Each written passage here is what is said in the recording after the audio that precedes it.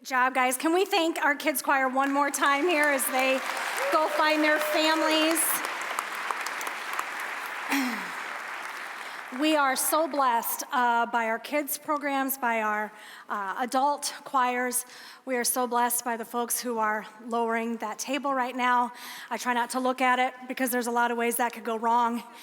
And if it's going to, I just want to see it. So let's give thanks for them too, because I tell you what, they just led a killer worship set and then they managed to not drop any of the things on this table. And it is not light. I can attest to the truth that it is not light. Well, welcome to worship, everyone. That's what we're here for. Okay, my name is Neppl. I am so excited to be here with all of you tonight as we celebrate Maundy, Thursday. For all of you kids who are here tonight to receive your first communion, I am so excited for each and every one of you. God is up to something powerful in each and every one of you here tonight as you come forward to receive this blessing and this gift of grace that God has for you. And so I'm just so glad that you're here. I love Maundy, Thursday. This service has a very special place in my heart for a couple of reasons. The first one being, when I first started at Hope about 15 years ago, I worked in children's ministry, and I worked with the 3-year-olds through kindergartners for a while, and then I worked with the 1st through 5th graders for a while, and then I did curriculum for a while, and I worked in children's ministry for about 7 or 8 years, something like that. I got to teach this First Communion class a couple of times. Side note, which I'm telling this story because nobody from my family is here tonight, but one time, they were here earlier at noon and 5, but when I was teaching the First Communion class, and my son, I wasn't going to identify him. There's only one of him. So anyway, he was taking the First Communion class. I was teaching it. And when we got to the part where they were supposed to taste the bitter herbs, my son hurled all over the table. That truly happened while I was teaching the class. And my sister was there with him because my nephew was also taking the class. And so thank you, sister, for taking care of that for me all those years ago. So that's a fun memory besides all this. But also one of the things that I love about Maundy, Thursday, one of the things that's important to me is that it was during a Maundy, Thursday service in 2012, and one of my kiddos was receiving their first communion. Not the same one who hurled, a different one. Was receiving her first communion, and it was during that service that I knew beyond a shadow of a doubt that God was calling me to be a pastor. And so then that was in April roughly of 2012, and then in fall of 2012, then I began seminary and started that journey. So this service has a really special place in my heart, mostly for all of you, but for some other reasons as well. Anyway, either way, I'm just so glad to be here with all of you tonight. As we dig into Maundy, Thursday, we are continuing on our journey of Holy Week. And if you remember, we started on Sunday. We started with Palm Sunday when Jesus entered the city of Jerusalem. And it's down here in this picture, down here on the bottom, where Jesus entered the city of Jerusalem on a donkey's colt. And Jesus entered the city as a king, a humble king for sure, but he entered the city as a king where the people saw him coming and they waved palm branches in the air and they put the palm branches down on the ground so that Jesus could walk over them as he rode in on that donkey's colt, and they shouted Hosanna, which means God save us. The people looked at Jesus and they saw someone who they knew was going to do something big. They could look at him and they had heard the rumors about him. They had heard the stories about him. They believed that he could save them. They were just going to be really surprised by what kind of a king Jesus was going to turn out to be. So that was Sunday. And then Jesus had a pretty busy couple of days there in the city of Jerusalem. You can read about that in the Gospels, particularly Matthew, Mark, and Luke. And then we get to tonight, what we call Maundy Thursday, where we celebrate the night that Jesus gathered together with the disciples, and he gave the disciples what we call a new mandate. And the word Maundy, when we say Maundy Thursday, it comes from the Latin word mandatum, which means mandate or commandment. So we celebrate the night that Jesus got together with the disciples and he gave us a new commandment. And the commandment that Jesus gave us was to love one another And Jesus did something new in that meal with the bread and the wine, and we're going to talk about that here in just a little bit. But as we continue together tonight, we're going to revisit that night. But what I want to start with is that idea of Maundy Thursday, Mandate Thursday, where Jesus gives us a new commandment. The idea I want you to put in your back pocket is the idea of, so many times we think that when Jesus gives a command, that then it's something like, okay, if I'm going to be a good Christian, I have to follow this command. I have to do this thing so that Jesus will be pleased with me.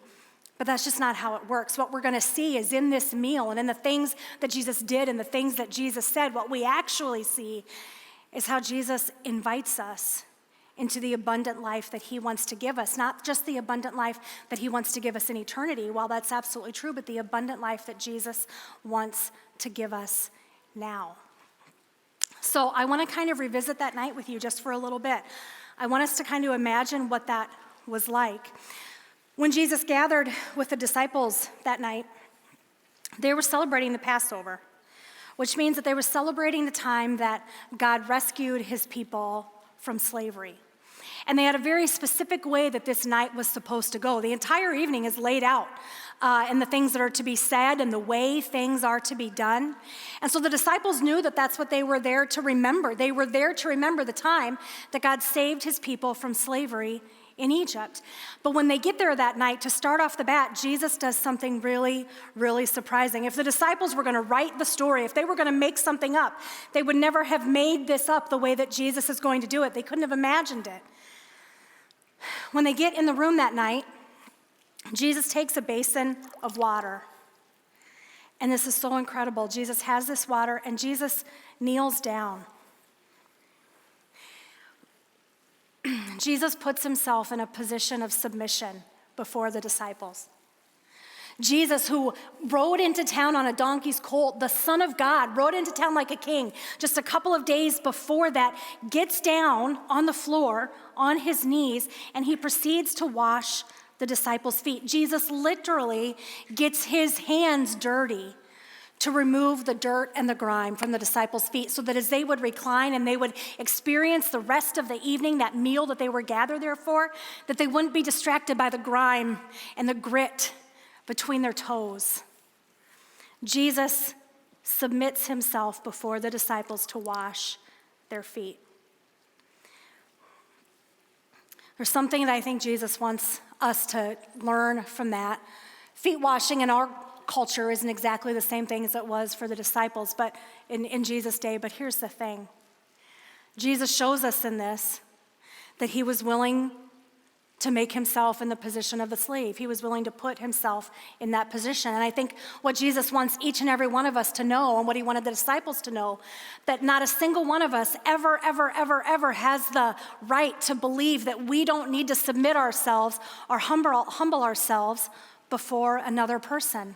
Jesus makes that abundantly clear, and when he says this, when he gets his hands dirty washing the disciples' feet, he says, "This example that I have set for you, now go and love others the way that I have loved you. Take this example and serve others the way that I have served you." Maybe you remember some of the discussions that Jesus had to have with the disciples, because they weren't exactly sure of what it was that Jesus was up to. And they would argue with one another about who was going to be the greatest in the kingdom of heaven.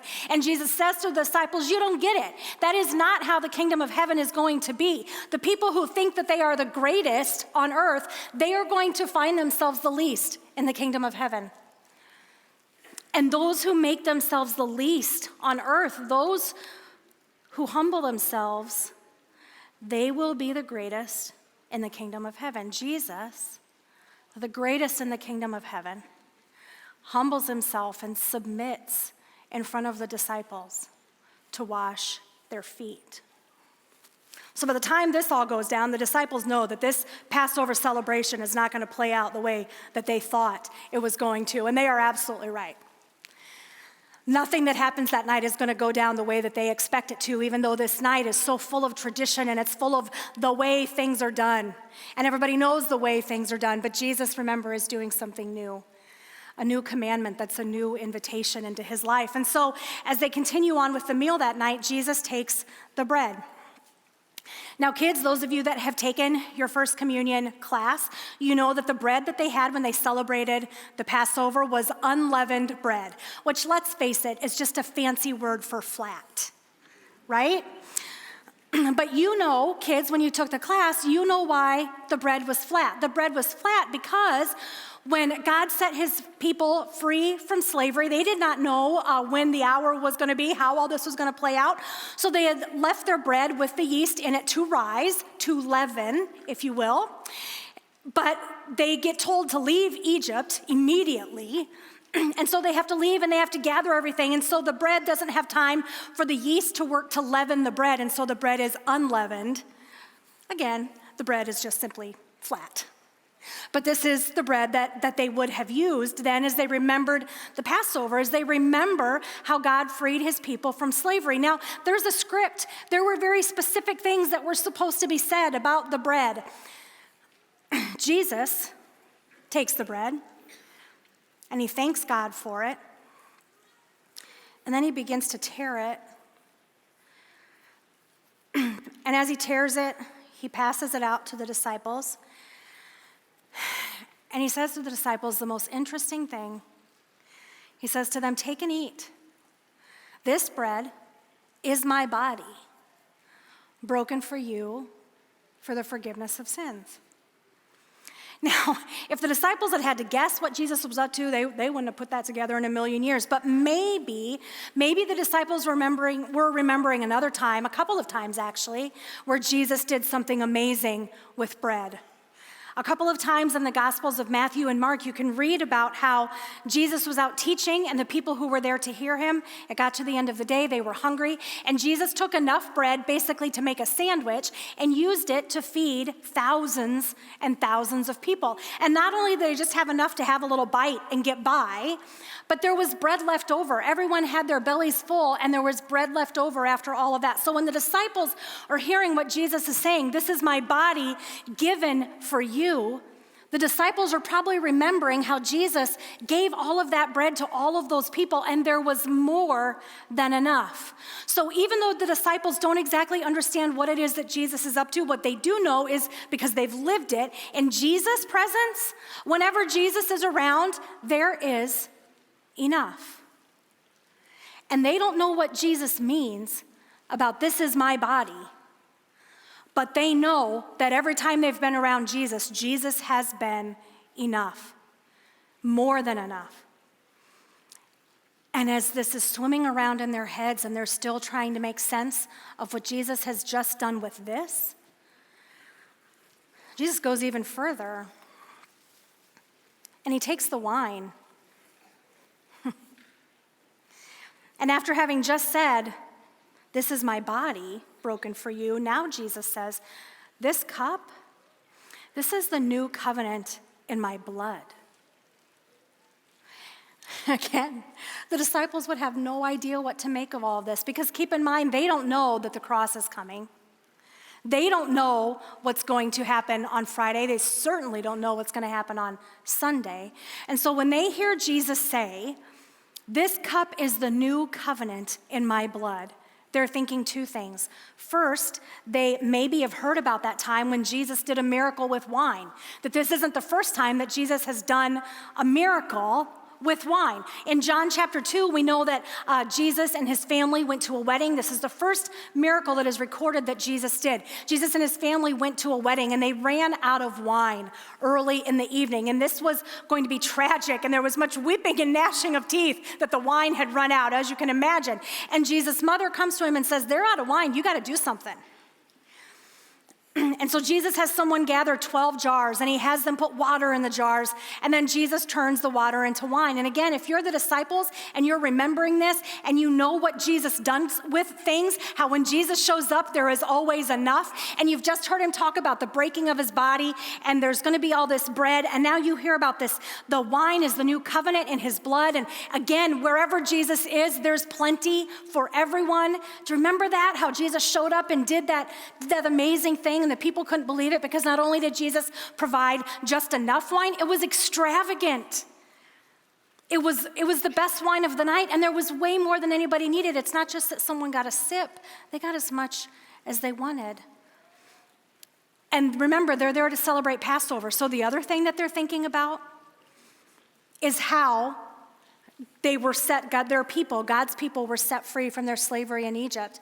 And how that happened was the people were instructed to take a spotless lamb, and they would have to sacrifice this spotless lamb, and they had to take the blood from the lamb and put it over their doorpost.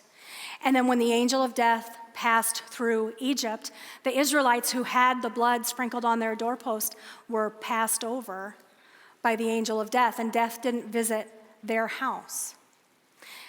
So then the next morning when all this is discovered, that's how the Israelites are set free. They don't actually have to escape. They are told to go because now the Egyptians are terrified of them. And here is Jesus saying, remember that covenant in blood? Jesus is saying, I'm taking it. I am the new covenant. There's something in this that we don't like to think about very much. There's just a reality of this. Whether we're talking about slavery in Egypt, or whether we're talking about sin, the cost of freedom in both of those cases, it's expensive. It requires life.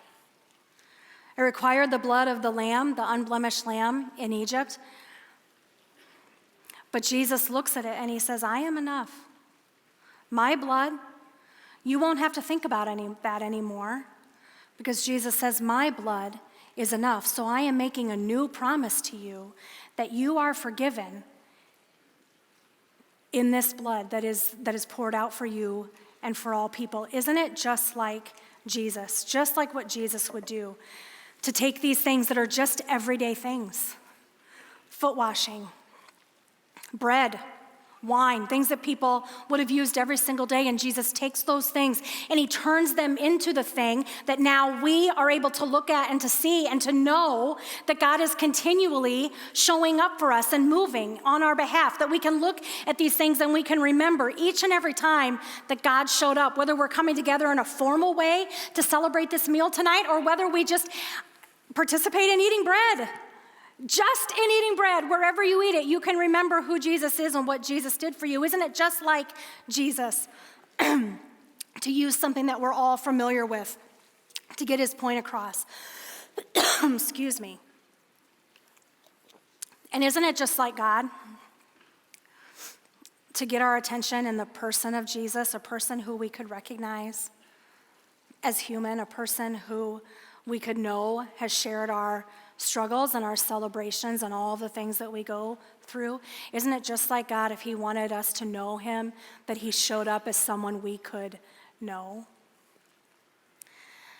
That's exactly what happens this night in this meal, in the washing of the feet, in Jesus' body that he broke and gave to the disciples and told them to eat it, in this wine that he poured and he said, this is the new covenant in my blood, so that we could know and we could remember. Isn't that just like God to put it where we could find it? But the thing is this, all of these things that Jesus said and did that night, the next thing that we need to talk about is the cross. Now, I know that today is Maundy, Thursday, tomorrow is Good Friday. We'll begin celebrating Easter on Saturday. So I want to stay in my lane here tonight. We haven't gotten to those events yet, but the truth of the matter is, if we are talking about the things that Jesus said and did on the night that Jesus gathered with his disciples to remember the Passover, the things that he said and did to give us a new commandment, the truth of the matter is none of these things actually make much sense until we put them in the context of the cross. Until we realize that these new commandments that Jesus gave us are actually about giving us abundant life. When we come forward and we receive Jesus' body, we are given this gift of knowing that we are forgiven. And it's through knowing that we are forgiven and in knowing that Jesus is enough for whatever life is going to throw at us, that's when we're able to experience that freedom that Jesus so willingly bought for us with his blood. And when we experience that freedom, then we know That Jesus has answered the question and the problems that we couldn't answer for ourselves. So yes, our eternity is taken care of, but we get to receive abundant life here and now, knowing that Jesus is exactly enough. It's what Jesus was talking about in John chapter 10, verse 10, when Jesus said to those who heard him, he said, I am here to give life, and I'm here to give it abundantly. I'm here to give you more life than you would even ever dream is possible. And that just doesn't mean someday when you die in eternity. That truly means right here and right now. Jesus came to give you abundant life, more than you could ever dream of right here and right now. And why would Jesus do that? Because that's what Jesus does. Because in Jesus, there is always enough. There is always enough. Every single time. Jesus doesn't know the word scarcity or lack. In Jesus, there is always enough. And because this is true for us, because Jesus came to give us abundant life, I've got some really good news, kids. As you prepare here in a little bit to receive your first communion tonight, there are truths that we can hang on to because of what Jesus did and the things that Jesus said that night in that room, and because of what Jesus was going to finish on the cross and in his resurrection just a couple of days later. I've got just a couple of things I want to talk through with you before we get on to the communion part of the night.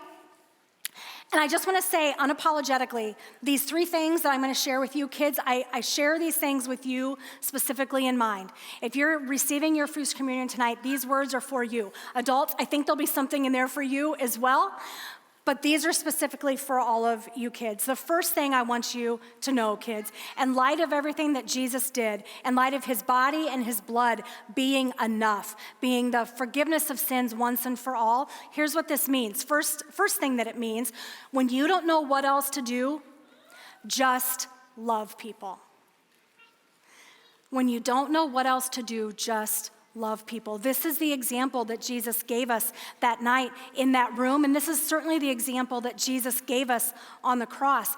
I want you to think about something. When Jesus took this water, and when he kneeled down on the ground, do you realize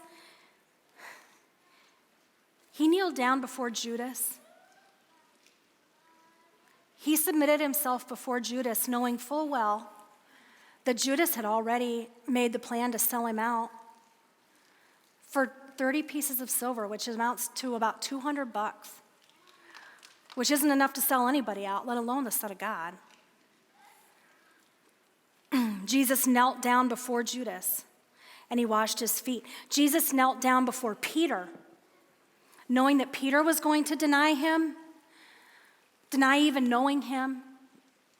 Jesus loved him, he served him, he washed his feet. Jesus knelt down before all of the disciples, knowing full well that when he was hanging on the cross and having the lowest moment of his earthly life, that when he looked out, he was not going to see any of the men in this room except for one, John.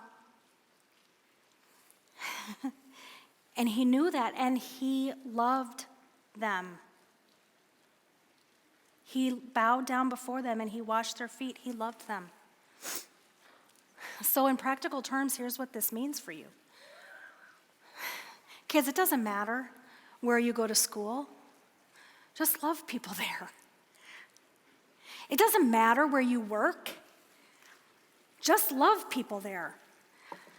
If God wants you to do something different, if God wants to call you into a different place, I will guarantee you that God will make that abundantly clear. But in the meantime, just love people. Jesus said, "This is my commandment. You've seen what I did for you. Now do unto others as I have done. Love one another as I have loved you." So when you don't know what else to do, just love people. Sometimes we think that maybe they don't deserve it, other people. The disciples sure didn't. None of us do.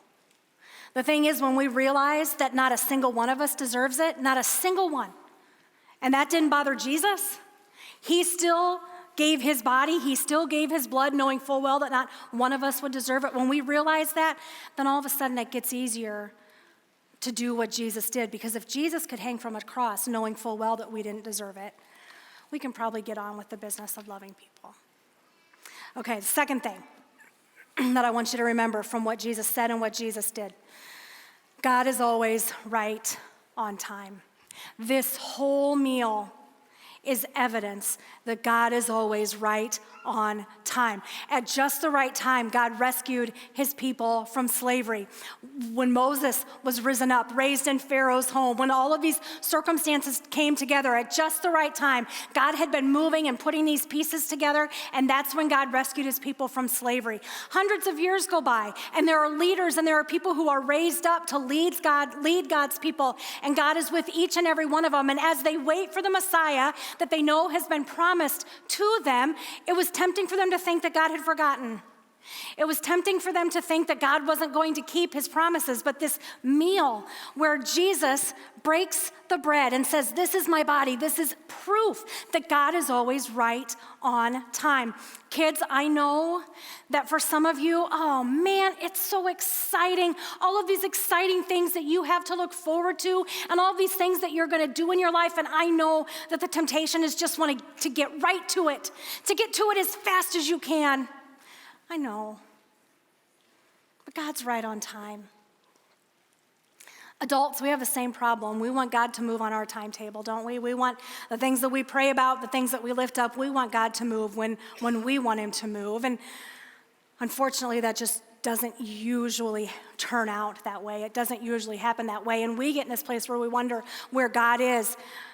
This meal, all of the things that had to come together, those particular 12 disciples, Mary and Joseph walking the earth, Pilate, the Roman emperor, the Roman governor, all of those things that had to come together in just such a way. God was always moving.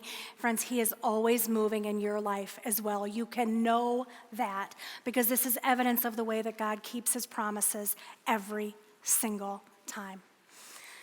And the last thing I want to share with you tonight, this is the most important one. If you don't remember a single other thing that we talk about, I want you to remember this. There is nothing that you can do to separate yourself from the love that God has for you. Not a single thing. We talked about the disciples and we talked about how not a single one of them, except for John, 1 out of 12, that's not very good. Only one of them was going to stand by Jesus. The rest of them were going to run away. The rest of them were going to run away and hide. The rest of them were working as hard as they could, actually, to separate themselves from God. And what does Jesus do when he rises from the dead? He goes to the disciples and he says, "I'm back." He doesn't ignore them. He doesn't give them a stern talking to for all the things that they got wrong. He just shows up and shows them alive and in the flesh that even though they tried to separate themselves from Jesus, they could not do it. And friends, the same is true for each and every one of you. Not only can you not separate yourself from the love of God through Jesus, God is pursuing you. God is pursuing you. We know that by the way that God showed up that night. And before the disciples even understood, while they were still stuck in sin and all that stuff, before Jesus showed up or before Jesus went to the cross, God pursued them in this meal and said, "I know this doesn't make any sense to you, but trust me, this is my body broken for you." It will make sense eventually. Right now it doesn't, but trust me. God's chasing after them, just like the song that we sang just a little bit earlier, the goodness of God, where we declare, "God, your goodness is running after me." Not just passively watching to see what's going to happen, but God is pursuing you. So when we find ourselves in this place like the disciples, where so many of us will, where it's easier to pretend or to say to someone that we don't necessarily know Jesus, that it's not that big of a deal in our life, guess what? Jesus has been there and he said yes to that person and he chased after that person, Peter.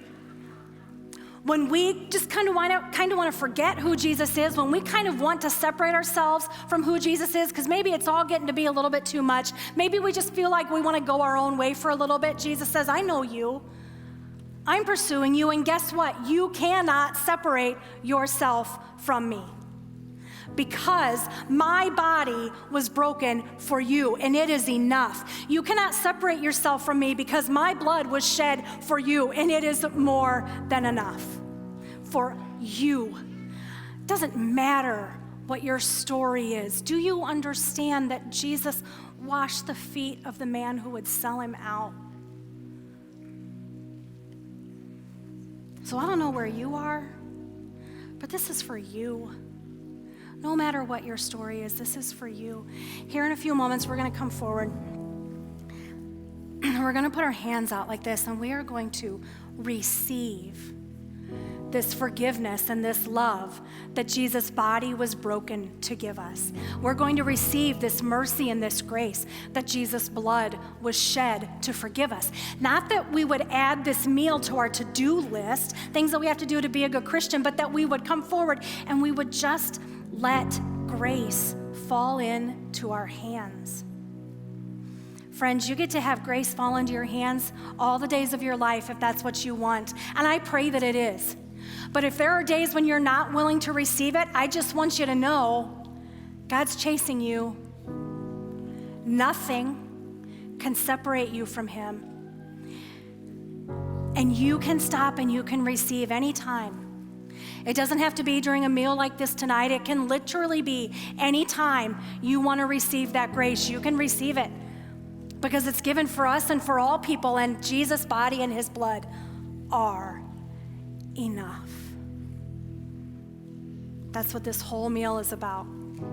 God's love poured out for each and every one of us.